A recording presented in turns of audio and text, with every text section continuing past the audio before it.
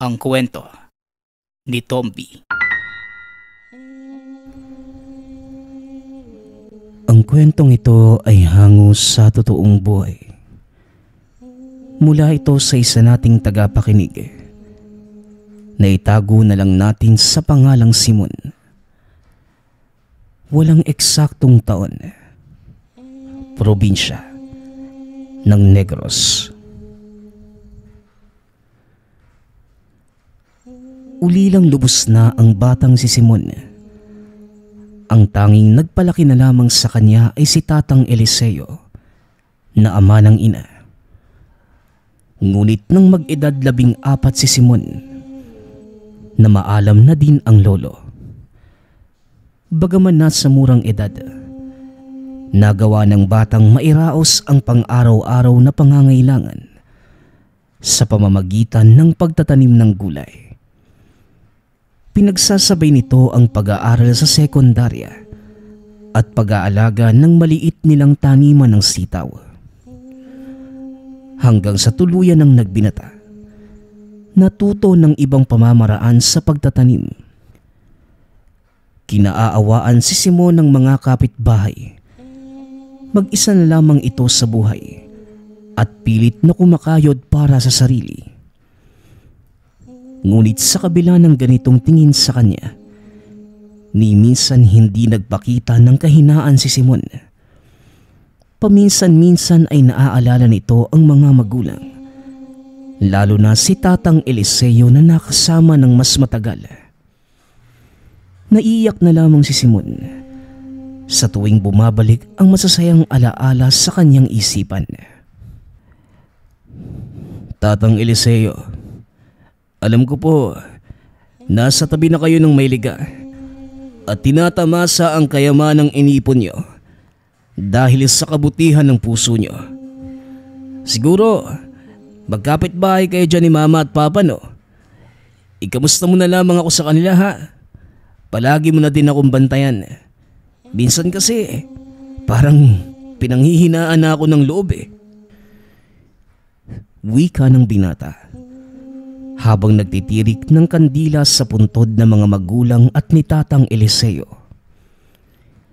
Isang beses sa isang linggo kung bumaba ng bayan ang binata para magbenta ng mga naaning pananim sa pamilihan.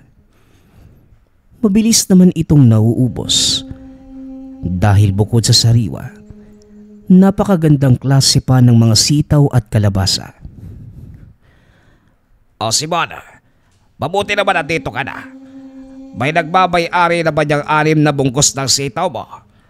Eh kung wala pa, ako na lamang ang kukuha, ha? Wika ni Mang Bernard, isa sa mga suki ng binata. Naku sayang, nagpasabi ka sana sa akin noong nakaraang linggo, Manong. Naibigay ko na to kay Aling Daling eh. Pasensya na po ha, sa susunod dadalhan ko po kayo. Tugon ng binata. Maliban sa suki, kaibigan din ito ang anak na matanda. O sige, sayang naman. Ang gaganda pa naman ng sitaw mo. Eh siya nga pala, baka magawi sa inyo si Eric, ha? Pakisabi umuwi ng maaga at kailangan ko na magbabantay dito sa pwesto. Muling wika ng matanda. Sige po. Sasabihan ko na lang po si Eric. Mauna na po ako, Manong, ha? Baka tanghaliin po ako eh. Matapos magbenta ng mga dalang gulay, tumutuloy sa pamilihan ang binata para mamili ng isda at karne. Pagkatapos ay kagad ding uuwi. Minsan ay tinatanghali ito sa pag-uwi dahil na din sa layo ng kailangang lakarin, lalo na kapag malakas ang ulan. Nang araw na yun, hindi inaasahan ng binata ang biglaang pagbuhos ng malakas na ulan. Nasa kalagitnaan ito ng daan pauwi. Mabuti na lamang at may lumang kubo sa gilid ng kalsada.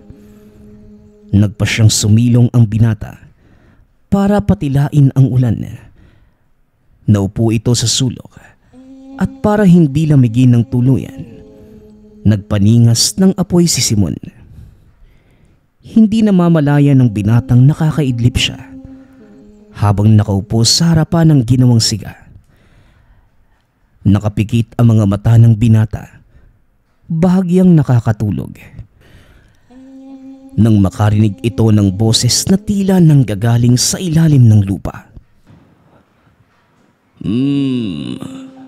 Mabuti na lang at may apoy dito. Makapagpainit nga sandali. Ang akala ko susuungin ni Simon ang malakas na ulan. Mabuti na lamang at naisipan niyang magpalipas dito. Huwag kang maingay.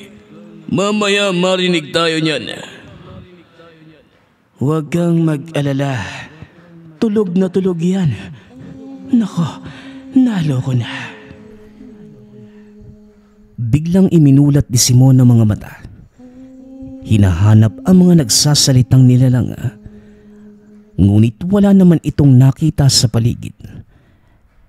Napailing na lamang ang binata at muling nagbalik sa pagtulog. Yan na nga ang sinasabi ko sa iyo, Lakas. Hindi ka kasi marunong magbaba ng boses mo. Para kang laging nakasigaw. Huwag ka nang magsalita. Hindi niya tayo dapat makita. Yan ang bilin sa atin ni Tandang Eliseo. Wika ng elemento. Nakatalikod ang mga ito sa binata. Kaya naman hindi nila namalayang nagising ito. Nakita silang dalawang nakatago sa likod ng malaking puno. Teka, kilala niyo si Tatay Eliseo? Kilala namin si Tandang Eliseo. Huwag kang maingay at baka Hindi na naituloy ng elemento ang sasabihin. Dahil nang lumingon, nakita nila ang binatang nakatitig sa kanila. Dali-daling nagtakbuhan ang mga elemento. Ang isa ay sumuot sa kakahuyan, samantala yung isa naman nagtago sa likod ng puno. Nataranta ang mga ito dahil hindi nila akalaing gising na si Simon at nakikita sila nito. Sandali lang, huwag kayo matakot sa akin. Hindi ko kayo sasaktan. Kalma lang, huminahon kayo at maupo. Wika ng binata.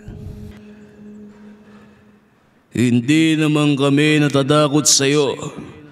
Ewan ko ba kung bakit tumatakbo pa din itong si Lakas. Sinusundan lang kita dahil tumakbo ka din. Pag-uusap ng dalawa habang paikot-ikot sa naglalakihang puno. Pwede ba? Huminto muna kayo. Maupo muna. Mapapagod lang kayo sa ginagawa nyo eh. Wika ng binata. Sabay lapit sa mga elemento. Naku, naloko na. Yari kami nito kay Tandang Eliseo. Hindi mo dapat kami makita dahil mabibigo ang aming misyon. Anong misyon? Saka bakit nyo kilala si Tatay Eliseo? Matagal na naming kaibigan si Tandang Eliseo.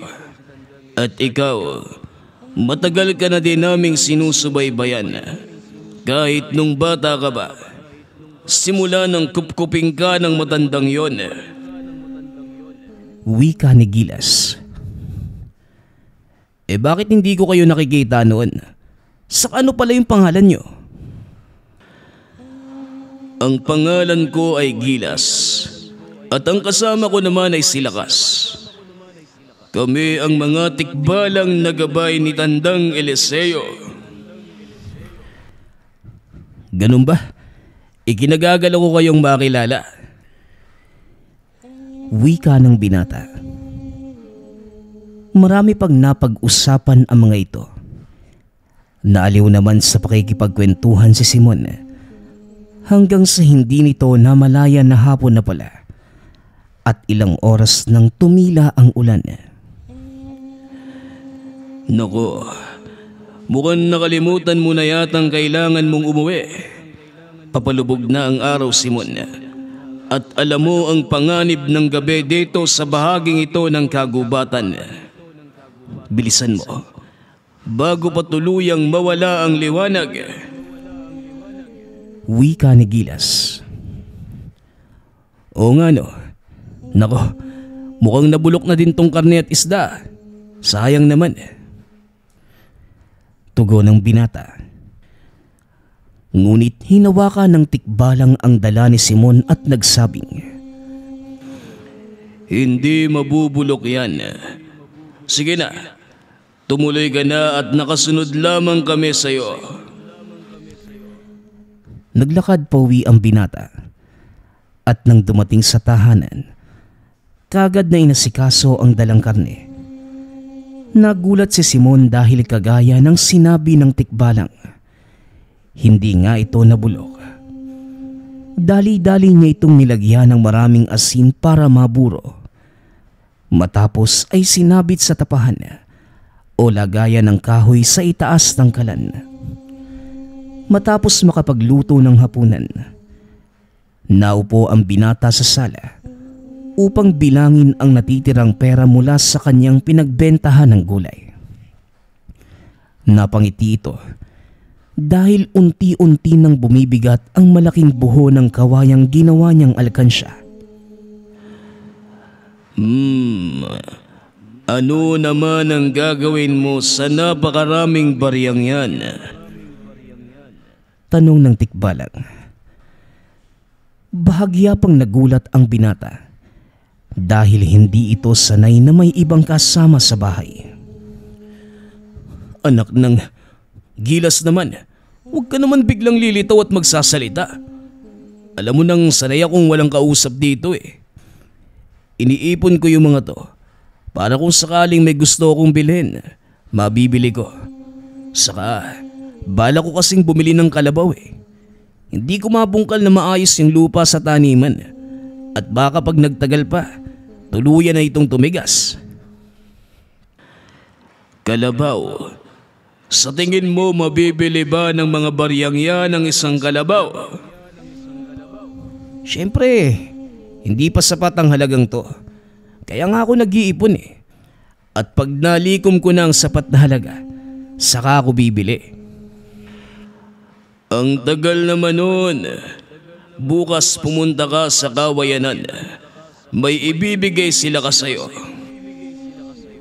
Wika ni Gilas. Matapos tumawa ng malakas ang elemento, tumakbo sa kakahuyan at bigla na lamang naglaho. Hindi naman sineryoso ni Simon ang sinabi ng mga ito. Ngunit kinabukasan, habang papunta sa taniman para maglinis, tila may kung anong humihikayat sa kanya na pumasok sa kawayanan. Pagkarating sa gitna, isang toro ang nakita nitong tila naipit ang sungay sa mga sanga ng kawayan. Wala ding nakitang tali ang binata, kaya alam nitong walang nagmamay-ari sa kalabaw na yun.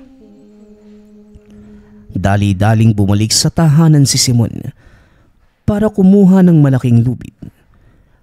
Pagkabalik nito, inilagay ang tali sa magkabila ang sungay ng kalabaw. Saka ito pinalaya sa pagkakaipit. Teka, kaninong kalabaw kaya to? Saka bakit walang naghahanap sa'yo? Tanong ng binata. Bigla nitong naalala ang sinabi ni Gilas. Napangiti si Simon na mapagtantong bigay ito ng mga bagong kaibigang tikbalang. Iniuwi ni Simon ang kalabaw. Binigyan ng damo at tubig. Habang pinapakain ito, bigla namang lumitaw si Gilas mula sa likod. O ano, Simon? Masaya ka ba sa aming regalo? Pero hindi libre yan, Simon. Kailangan mo itong bayaran sa amin. Wika ni Gilas. Walang problema. Ibibigay ko sa iyo ang lahat ng laman ng alkansya ko bilang paunang bayad. Tugon ni Simon. Pero hindi pera ang gusto naming kabayaran, Simon. Sasabihin ko sa iyo sa mga susunod na araw. Wika ni Gilas. Matapos ay dali-dali itong naglaho. Medyo kinabahan si Simon sa sinabi ng tikbalang. Ngunit masaya ito dahil sa wakas, may katuwang na din siya sa pagsasaka. Nang araw ding yun, kinuha ng binata ang lumang araro ng ama. Nilinis itong mabuti. Matapos ay dinala sa kanyang taniman kasama ang kalabaw. Ano kaya yung magandang pangalan para sa'yo? Toro. Ang pangalan ng kalabaw na yan ay Toro. Wika ni Lakas. Habang nasa likod ng binata at naisa na nitong gulatin. Hoy kayo, bakit ang hilig niyong manggulat? Magkapatid ba kayo ni Gilas? Tanong ng binata. Oo, magkapatid kami. Sige na, ikabit mo na ang araro kay Toro at simulan na ang pagtatrabaho. Wika ni Lakas. Mabilis namang napasunod ng binata ang kalabaw.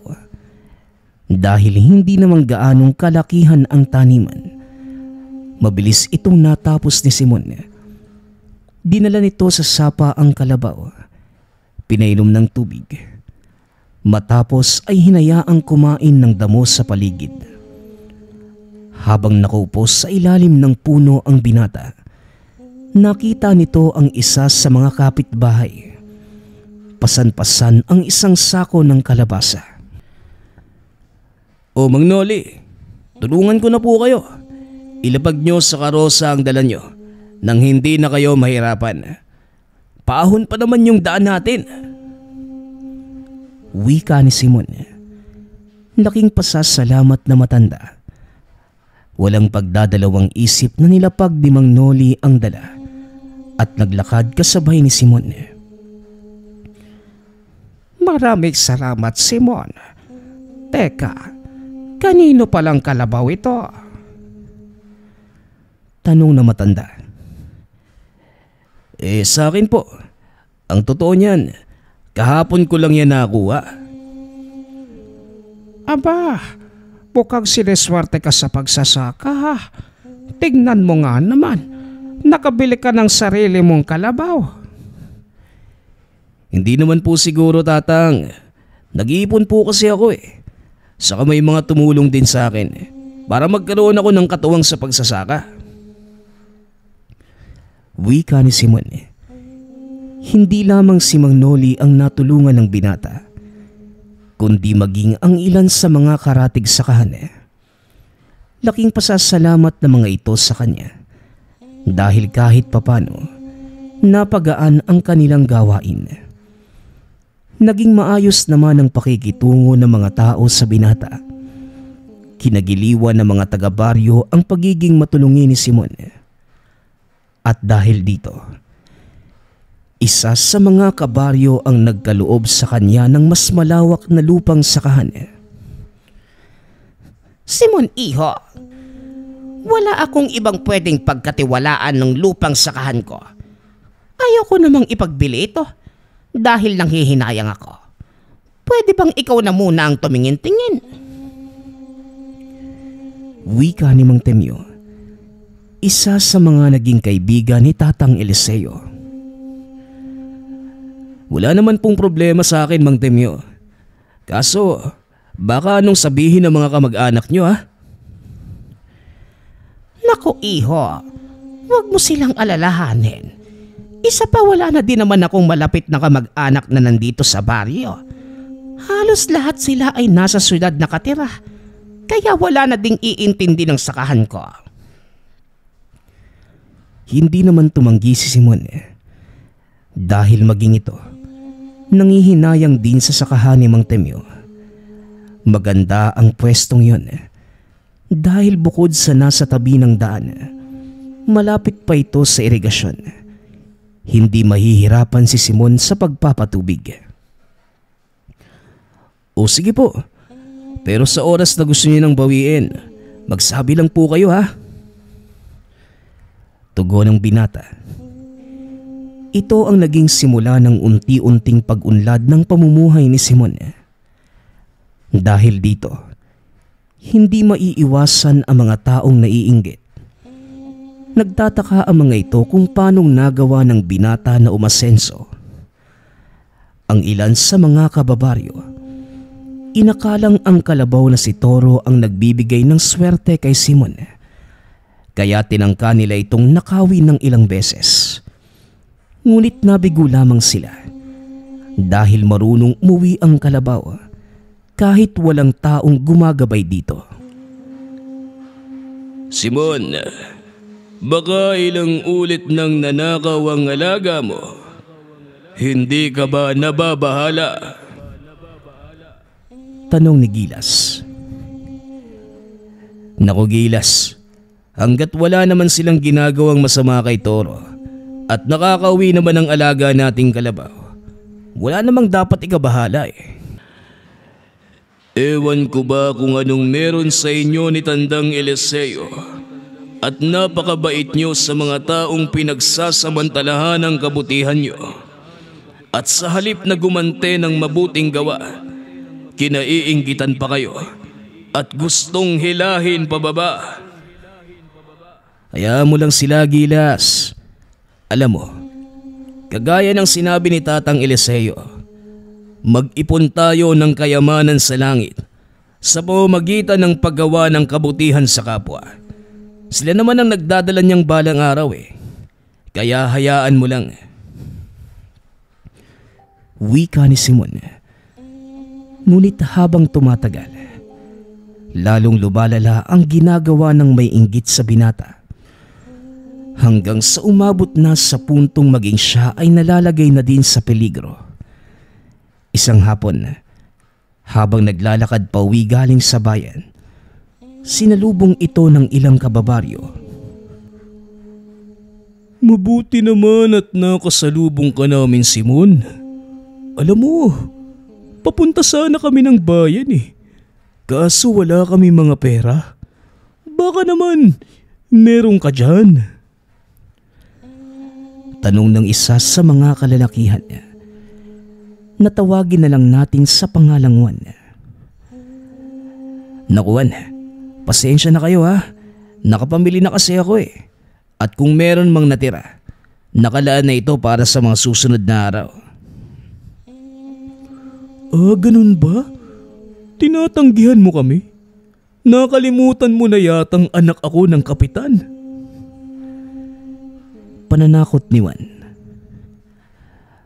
Pasensya na Juan pero hindi ako natatakot sa iyo at wala akong oras para sa ganito. Tugon ng binata. Nagpatuloy na ito sa paglalakad. May oras ka din, Simon. Pagsisisihan mo ang pagtanggi mo sa akin. Wika ni Juan. Hindi na ito pinansin ng binata. Isa sa mga problema ng kanilang baryo ay ang mapagbataas na anak ng kapitan. Madalas itong nangingikil sa mga kababaryo gamit ang pangalan ng ama. Wala namang nangahas na magsumbong sa takot na balikan sila ng binata. Naku, talagang sakit sa ulo ang taong yun. Ang laki-laki ng katawan, hindi marunong maghanap buhay. Umaasa lang sa mga taong nasa paligid niya. Wika ni Gilas. Hayaan mo na sila Gilas. Wala ka namang magagawa sa mga ganong tao eh. Ano kaya kung turuan natin ang leksyon ng buwan na yun? Wika ni Lakas. Nakagad namang sinaway ni Simon. Naku Lakas, yan ang wag mong gagawin. Hindi ba bawal sa inyong mga tikbalang na manakit ng tao? Tanong ni Simon. Oo, bawal sa aming manakit ng tao. Pero hindi pinagbabawal ng aming batas ang magbigay ng aral para mapagtanto ang mga maling ginagawa ninyo. Hayaan mo na muna siya. Hindi naman siya nakakasakit eh. Puro pananakot lang naman yung ginagawa niya. Wika ng binata. Inakala nitong hindi na siya babalikan ni Juan. Lingid sa kaalaman ni Simon na may binabalak na masama sa kanya ang anak ng kapitan. Kinagabihan, kakatapos lamang maghapunan ng binata, nakikipag-usap ito sa dalawang tikbalang nang biglang makaamoy sigilas ng tila nasusunog na dayami.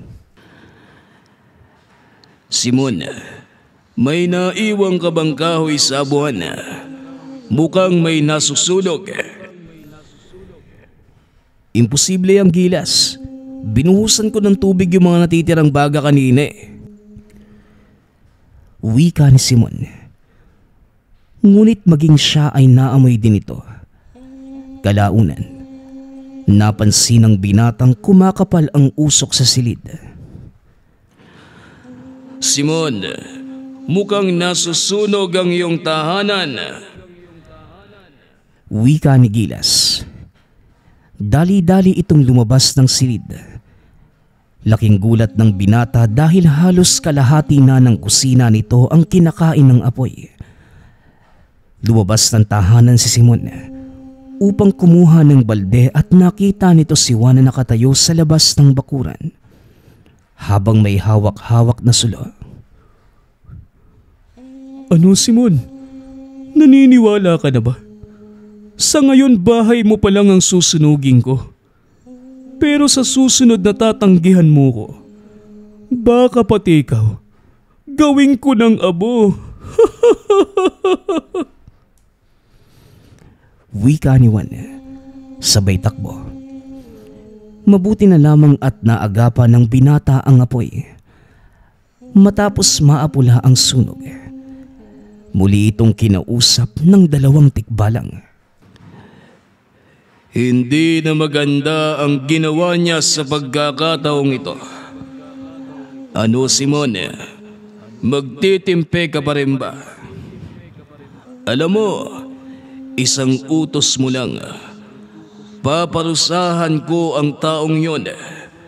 Ikaw lamang ang hinihintay ko. Wika ni Gilas. Pero Gilas, ayoko masakit ng tao. Pasensya na. Pero kahit ano pang sabihin mo, hindi ako gaganti sa ginawa niya sa akin. Hahayaan mo na lang siyang gano'n ang gawin sa'yo. Pwes, hindi kami papayag ni Lakas. Sa ayaw at sa gusto mo, ipapalasap ko sa kanya ang aral na hindi niya makakalimutan. Wika ni Gilas. Hindi na ito nagawang pigilan ng binata dahil biglang naglaho ang mga tikbalang. Napailing na lamang si Simon habang pinagmamasdan ang nasusunog ditong kusina.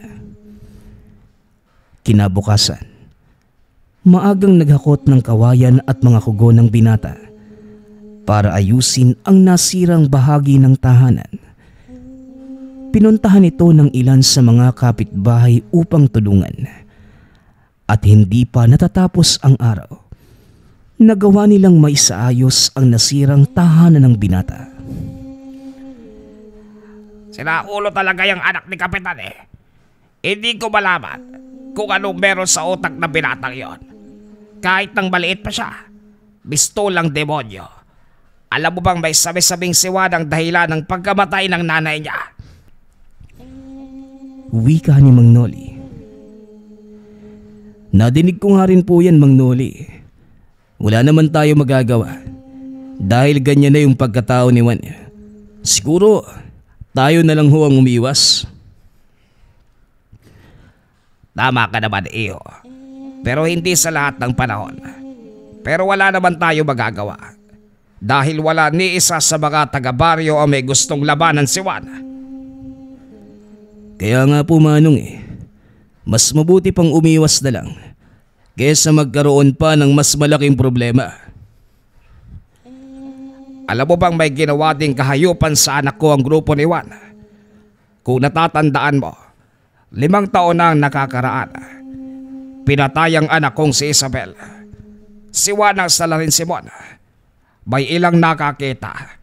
Ngunit wala ni isa sa kanila ang naglakas loob na magsalita. Nagulat ang binata dahil wala itong kaalam-alam sa mga nangyayari sa paligid. Talaga, Manong? Si Juan pala ang pumatay kay Ate Isabel? Oo, Simon. Pero wala na din kaming nagawa. Natakasan ni Juan ng krimen dahil na din sa impluwensya ng kanyang amang kapitan. Wika ni Mang Noli. Hindi akalain ni Simon na may mas malala pa palang ginawa si Juan. Kinagabihan, matapos magsipag-uwian ang mga tumulong na kapitbahay, kinausap ng binata ang 2 tikbalang. Alam kong pinipigil ko kayong bigyan ng kaparusahan si Juan sa pag-aakalang ako lang ang ginawa niya ng masama. Pero nagkamali ako, Gilas. Si Juan din ang responsable sa pagkamatay ng anak ni Mang Noli. Wika ni Simon.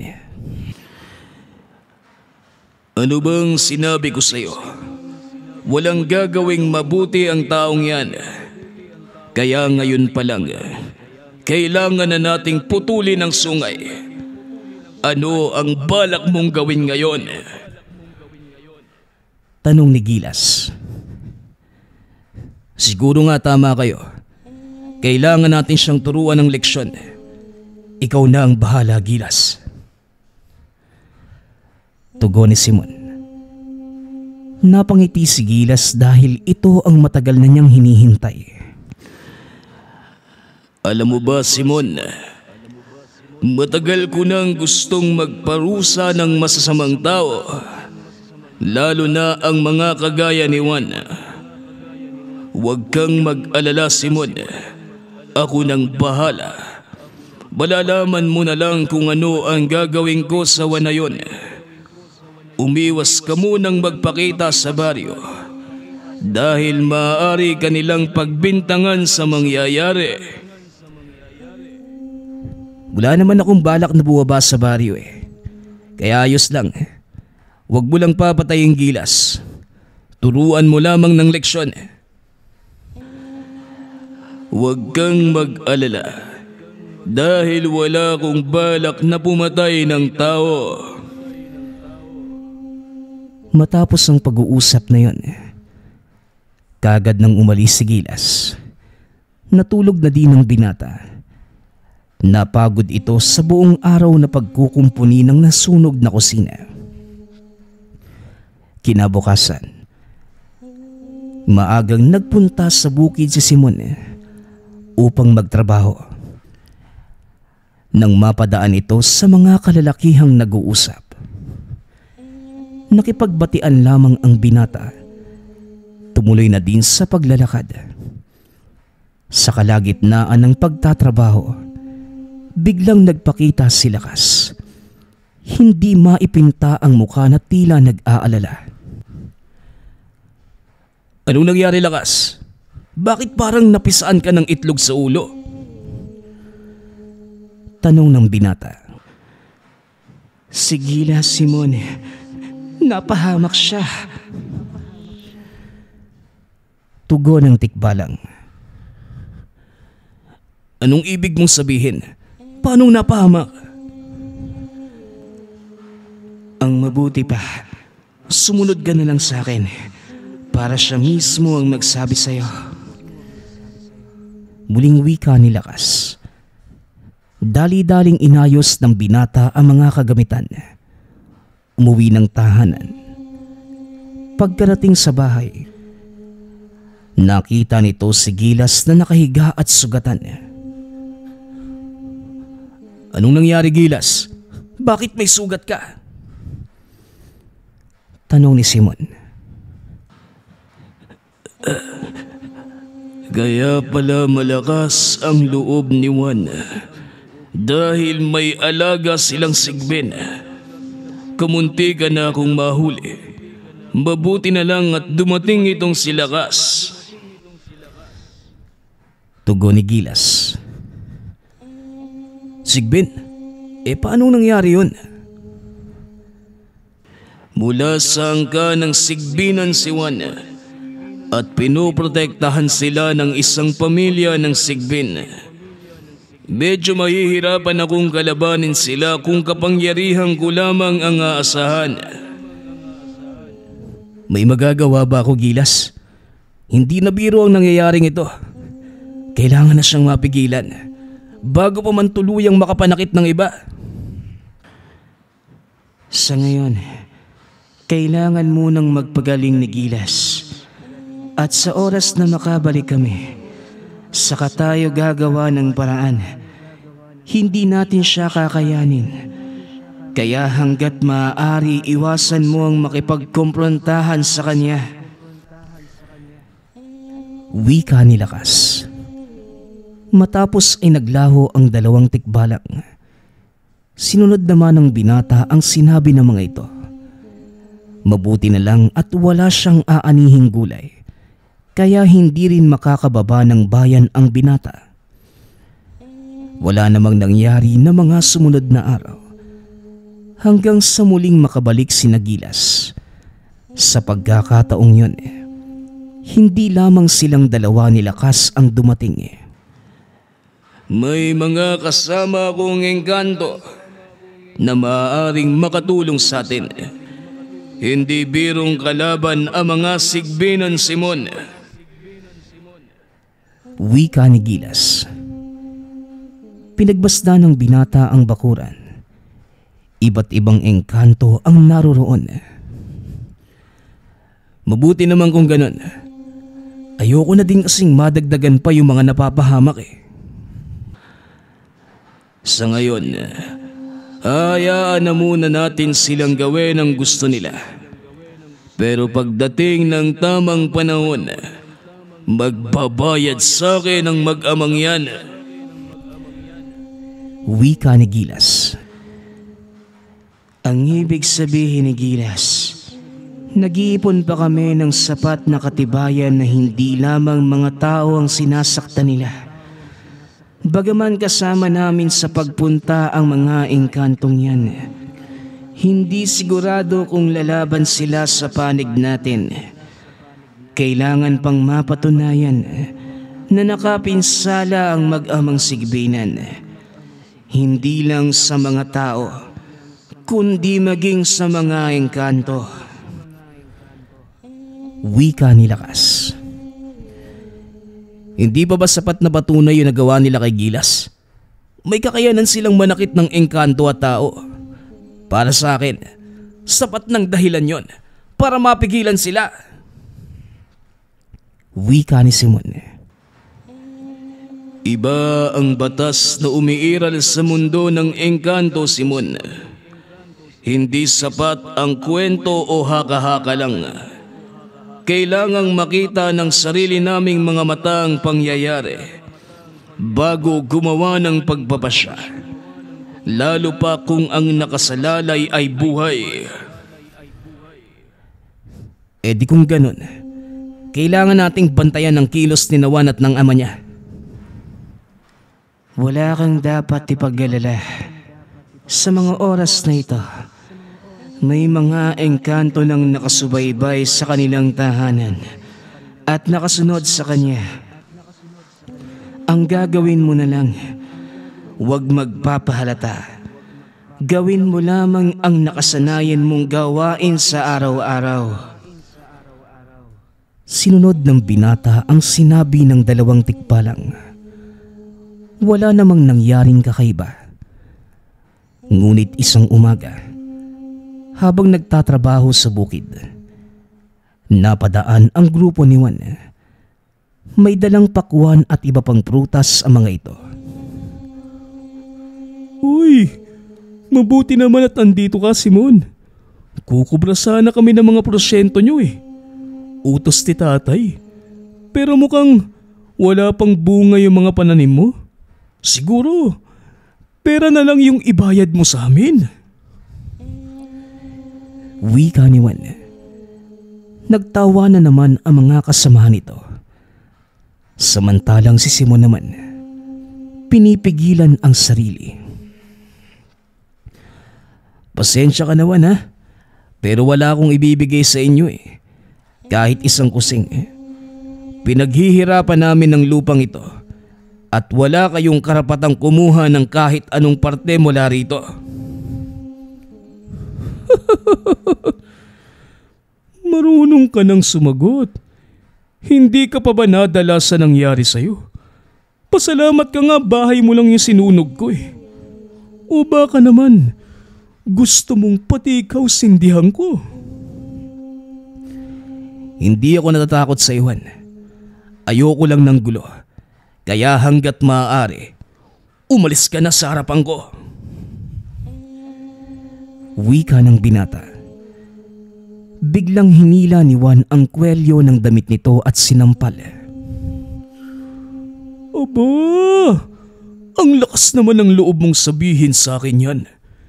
Hindi mo ba nakikita ang sitwasyon mo ngayon? Mag-isa ka lang. Samantalang 6 kami, Juan. Sino ang inaasahan mong tutulong sa'yo? Yang peste mong kalabaw? Wala akong inaasahan eh. Hindi ako kagaya mong nagtatago sa likod ng mga kabarkada at sa anino ng tatay mo. Wika ni Simon. Itinulak ito ni Juan. At nang bumagsak sa lupa ang binata, laking gulat ng grupo dahil biglang kumawala sa pagkakatali ang kalabaw ng binata. Pinagsusuwag ang mga ito. Hindi pa nakontento ang kalabaw.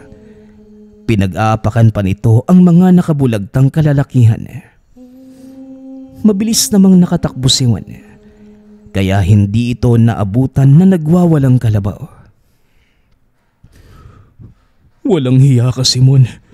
Magbabayad ka! Sigaw ni Juan. Dali-daling kinuha ni Simon ang alaga. Umuwi ng tahanan. Sakto namang naroon sina Gilas at Lakas ng mga oras na yon. Alam ko na ang nangyari. Wala ka nang dapat ipaliwanag, Simon. Humanda ka dahil paniguradong gaganti si Juan. Wika ni Gilas. Alam ko, Gilas, ang ipinagtataka ko, bakit ganun yung naging reaksyon ni Toro nang makita niyang bumagsak ako? Tanong ni Simon.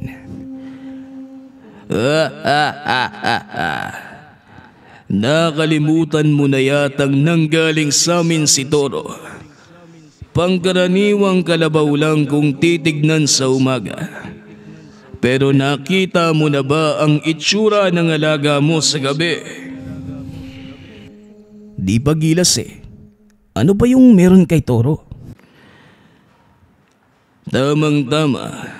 Papalubog na ang araw. Maya-maya lang malalaman mo kung ano ang sinasabi ko. Ilang minuto pa ang nakalipas. Tuluyan ang nagdilim. Nanlaki ang mga mata ng binata dahil unti-unting nagbabago ang anyo ni Toro. Nagkaroon ng sanga ang sungay nito at nawala ang 2 mata. Napalitan ito ng isang malaking mata sa gitna ng noo. Si Toro ay isang uri ng engkantong kung tawagin ay bawa.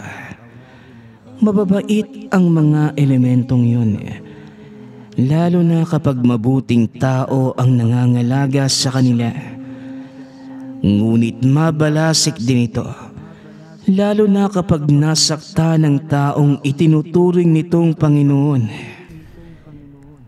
Pagpapaliwanag ni Lakas, biglang kinilabutan si Simon dahil hindi nito akalaing ang kasama sa pagtatrabaho ay isa palang mabangis na elemento.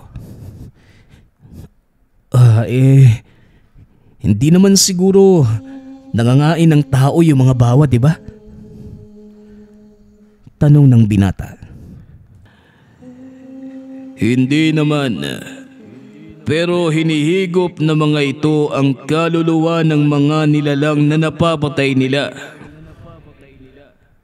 Tugon ni Gilas.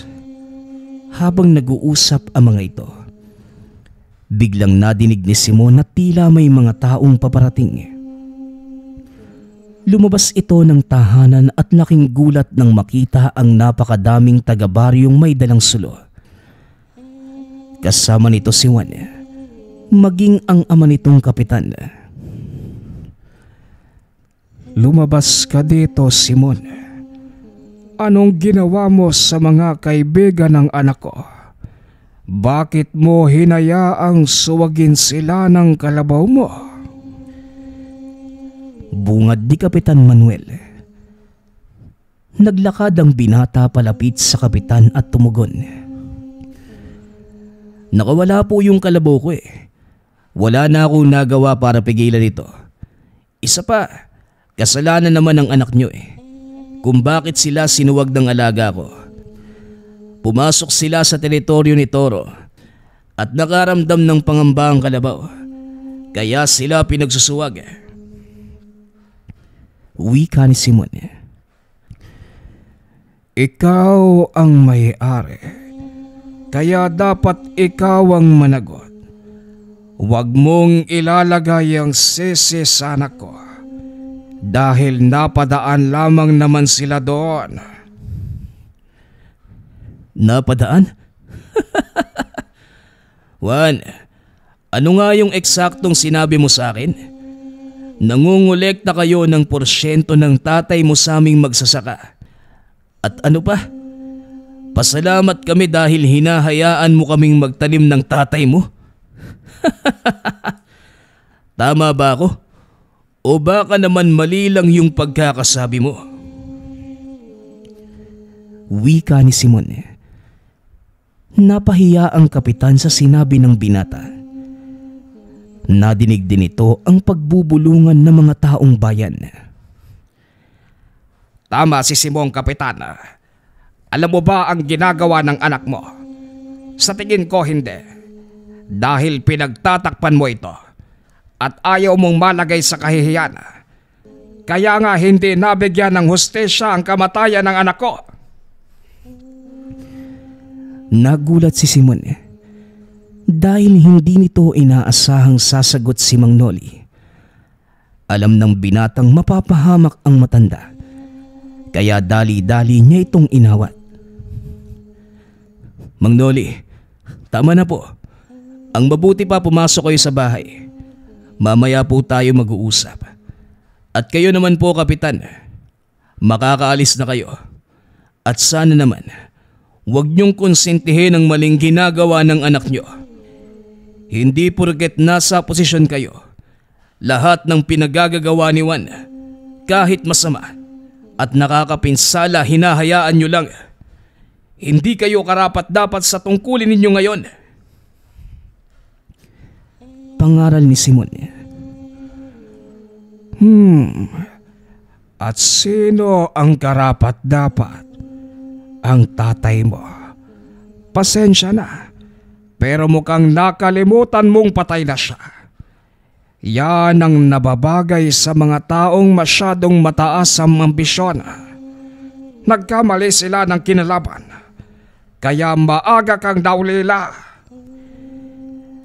Nanlaki ang mga mata ni Simon. dahil hindi sinasadyang maibunyag ng kapitan ang kanyang sikreto. Ang ibig mong sabihin, Kapitan Manuel, ikaw ang pumatay sa mga magulang ko? Tanong ng binata. Hindi. Anong sinasabi mo? Wala akong kinalaman sa sinasabi mo. Natatandaan ko na. Si Enrico lang ang naging katunggali mo noong halalan. Bago pa man matapos ang butuhang magdedeklara para sa nanalo, biglang natumbas sa kinatatayuan ng mga magulang mo. Pakilamero kang matanda ka. Hindi ako ang pumatay sa mga magulang mo. Namatay sila sa ospital. Tugon ng kapitan. Unti-unting lumalakas ang bulungan ng mga taga-baryo. Tama ka. Namatay sila sa ospital sa hindi may paliwanag na karamdaman. Tumigil ka na, kapitan.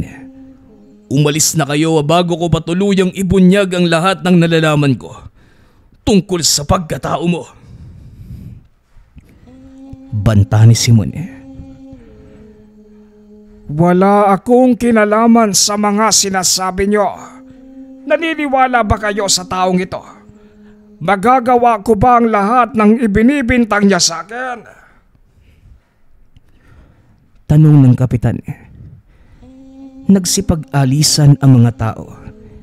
Isa-isang nagsipagpasukan ang mga ito sa bakuran ni Simon. Kung meron bang kaming dapat paniwalaan, wala yung iba kundi si Simon. Mas naging kapitan pa nga siya kesa sa'yo.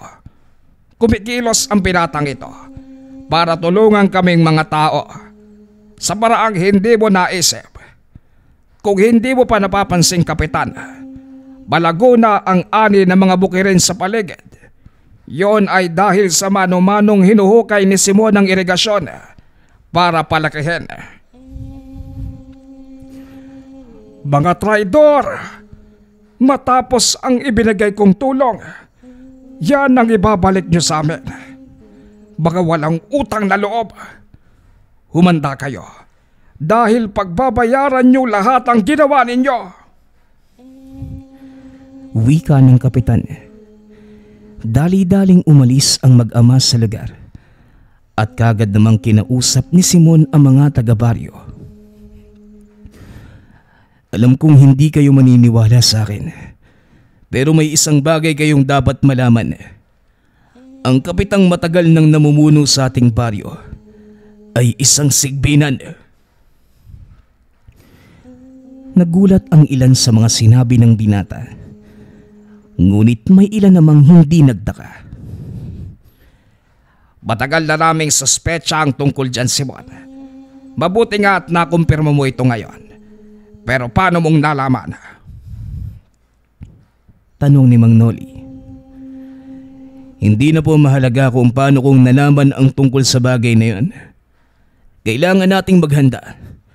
Dahil paniguradong gagawa siya ng hindi maganda para makapaghigante sa pagkapahiya niya.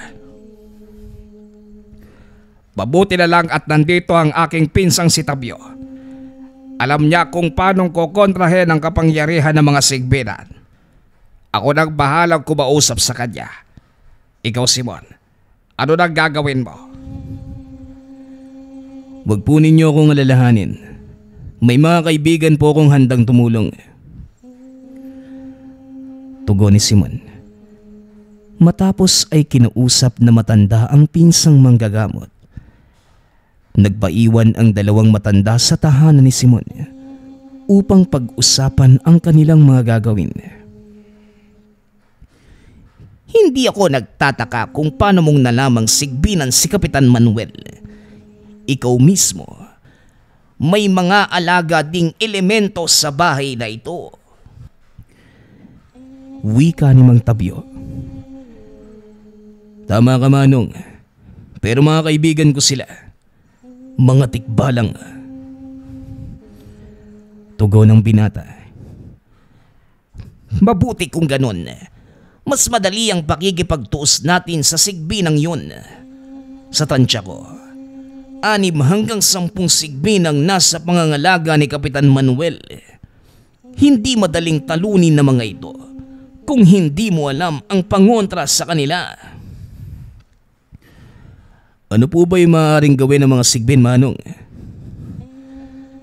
Kaya nilang pumatay ng tao nang hindi nalalaman ng dahilan ng pagkamatay. Isang kagat lamang mula sa kanila. Panghabang buhay nang matutulog ang biktima. Wala ng pag-asa pang magising ang mga ito. Sa makatuwid, hindi sila namamatay. Natutulog lamang ang kanilang katawan hanggang sa tuluyan itong maagnas. Ito ang sumpa ng kagat ng sigbin. Sinasabi ko na nga ba si Kapitan Manuel nga ang pumatay kay Mama at Papa? Lahat ng dahilan ay nasa sayo ngayon para pigilan si Manuel sa gagawin niya. Kung handa ka na, huwag na nating antaying abutin pa ng pagsikat ng araw. Dahil kung sakaling may makagat man ng mga sigbin, magsisimula pa lamang ang sumpa nito pagsikat ng araw. Pero hanggat madilim, walang mangyayari. Kaya kailangan na nating patayin ang mga alaga ng kapitan sa lalong madaling panahon. Kami na ang bahala sa mga sigbin.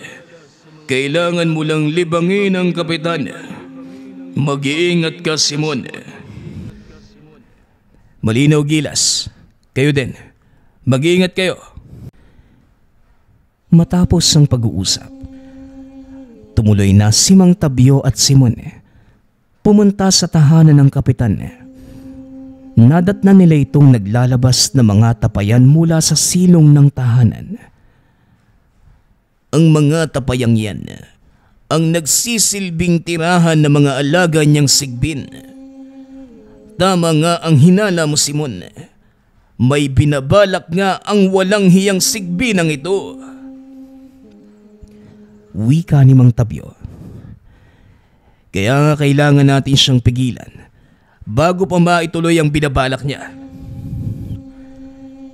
Naglakad papasok ng bakura ng kapitan sina Simon at Mang Tabyo.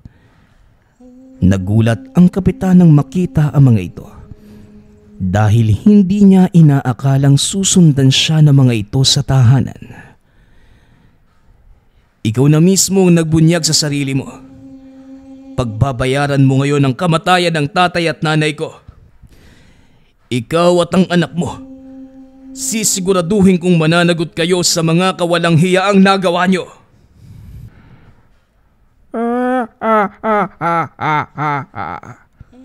At ano naman ang magagawa mo sa kawa ng mga sigbinang ito?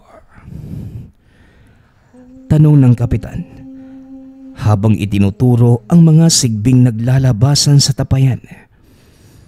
Ngunit nagtataka ito kung bakit hindi sumusugod ang mga sigbin. Kaya nilingon ito ni Kapitan Manuel. Nanlaki ang mga mata dahil isa-isang nagbabagsakan ang mga sigbin. Ano nangyayari sa mga sigbin mo? Bakit parang inaantok pa yata sila? Tanong ng binata.